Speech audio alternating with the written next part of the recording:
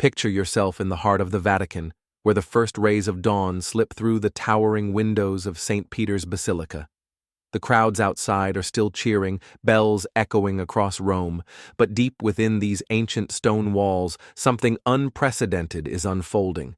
Just hours after Pope Leo XIV stepped onto the balcony, he shattered every protocol.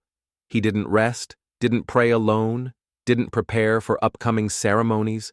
Instead, he summoned the entire Swiss Guard, the silent protectors of the Vatican, for an immediate meeting. Why? What drove a new pope, in his most sacred moment, to stand before soldiers rather than cardinals or the press? Today, we'll step into the Clementina room, where Rome's golden sunset bathes centuries-old frescoes, to uncover a moment no camera captured. This is the story of a man bearing the weight of 2,000 years of history, drawing strength from those who would become his shield. And in that moment, he delivered a message that stirred every heart.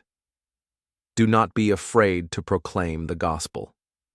That morning, as ballots were counted in the conclave, the world turned its eyes to the Vatican. An American, once a missionary in Latin America, once Cardinal Provost, became Pope Leo XIV. The name Leo wasn't chosen lightly. It evokes Leo XIII, the 19th century pope who composed the prayer to St. Michael the Archangel to shield the Church from unseen dangers.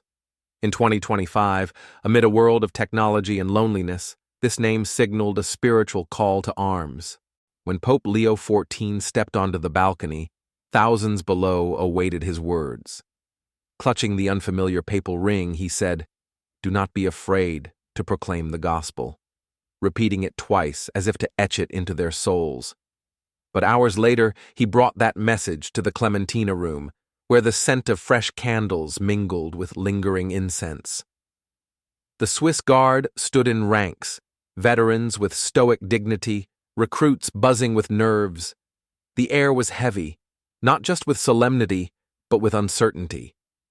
New popes don't do this. The door opened and he entered, alone, no entourage. A man in white, walking steadily but wearily, his face etched with exhaustion, eyes blinking with anxiety, breath slightly quickened. This was a man whose life had just been upended.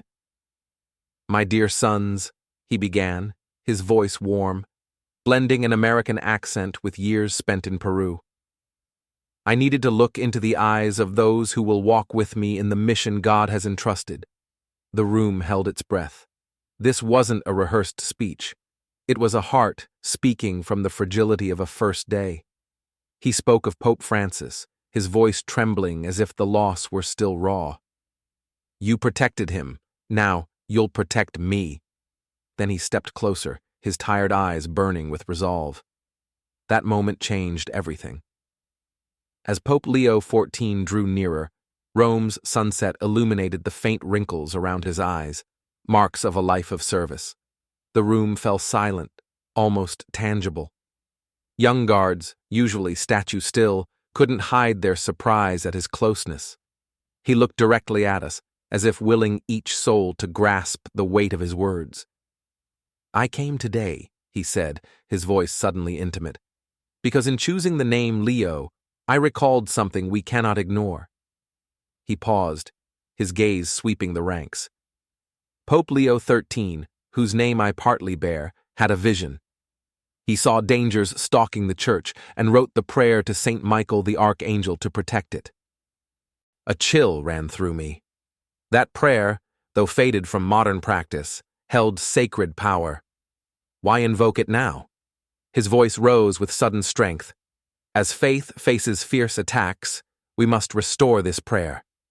He spoke of the balcony moment, feeling history's weight. "I told them, 'Do not be afraid to proclaim the gospel. Now I repeat it to you.'" His words hit like stones on a still lake. "Why do we fear?" he asked, his once trembling hands now clenched. "Because proclaiming the gospel means going against the tide, defending truth when lies wear tolerance's mask." He quoted John's gospel, "If they persecuted me, they will persecute you."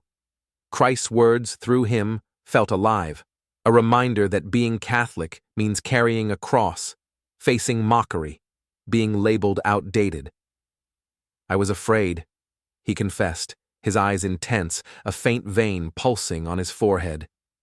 Not of responsibility, but of a world where technology advances, but love retreats, where connections abound, but communion fades. A pope admitting fear on his first day to soldiers was staggering.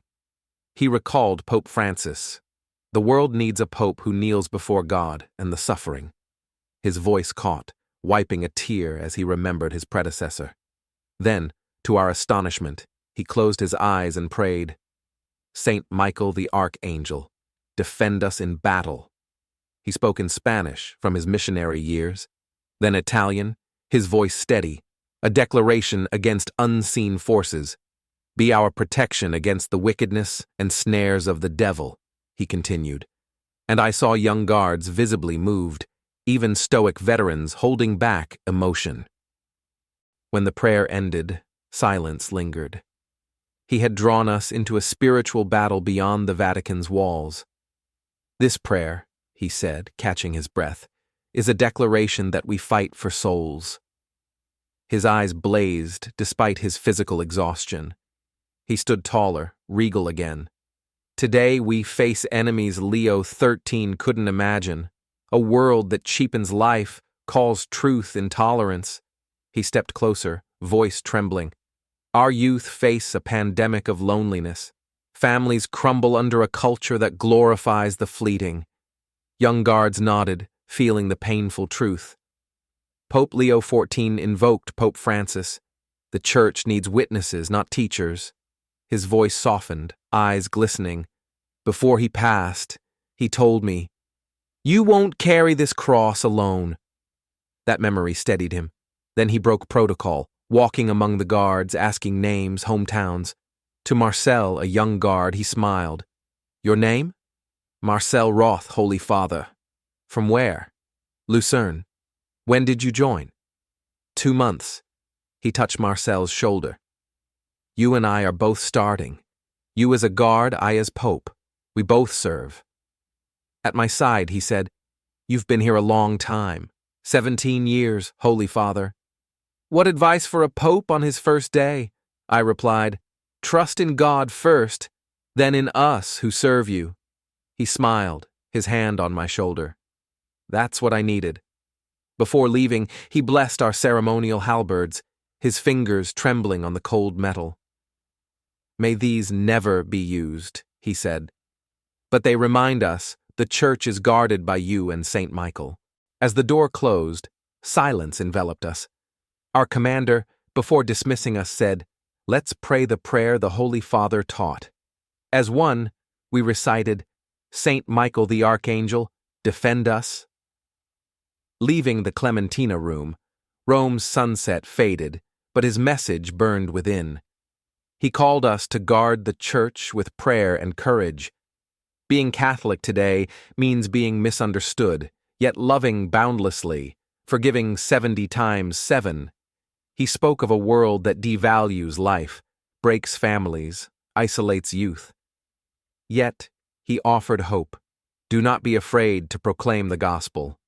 This was his inheritance from Francis, a church that doesn't hide, that loves but holds to truth. Among us, he was not a supreme pontiff, but a father sharing fear and faith. This story leaves a question. Do we have the courage to defend truth, to love in a changing world? Francis said we needn't be perfect, only unafraid to kneel before God and the suffering. As Rome's sunset vanished, Pope Leo XIV, a weary but resolute man, reminded us we're not alone. There are silent soldiers, Saint Michael, and above all, Christ walking with us. If this story moves you, share it to spark reflection. And remember, being a witness today means carrying a cross, but also bringing light to the world.